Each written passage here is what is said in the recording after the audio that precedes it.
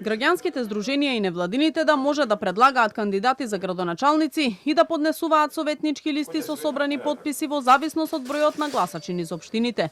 Од 100 потписи во општините со 10.000 запишани гласачи до најмалку 1000 потписи во општините со над 100.000 избирачи, а за градот Скопје прагот да изнесува најмалку 3500 потписи. Вакви измени и дополнувања на изборниот законник предложи пратеничката група на ВМРО ДПМНЕ на денешната пленарна седница.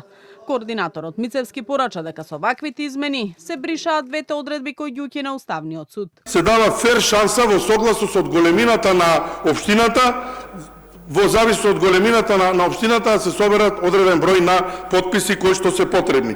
И тоа во општини до 10.000 избирачи, најмалку 100 потписи од запишаните избирачи, во општини до 20.200 потписи, во општини до 30.300 потписи и се така скалесто до општини од над 90.000 избирачи, каде што има 1000 потписи запишани за избирачките изводи во избирачкиот список. На истата седница пред пратениците беа измените на изборниот законник предложени од претседателката на ЛДП Моника Зајкова, со кој се предвидува Македонија да стане една изборна единица со отворени листи, но законот не ја доби потребната поддршка да се донесе по скратена постапка. Не е фер гласовите на околу 30 до 40.000 граѓани да одат во вода само заради изборниот модел.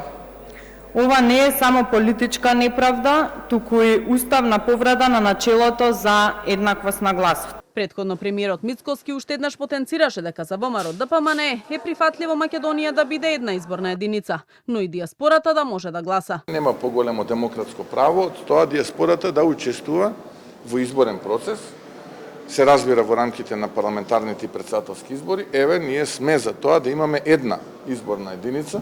Подготвеност за промена на изборниот модел веќе изрази опозицијскиот лидер Филипче, но смета дека за Македонија да стане една изборна единица ќе биде потребен консензус од сите политички субјекти.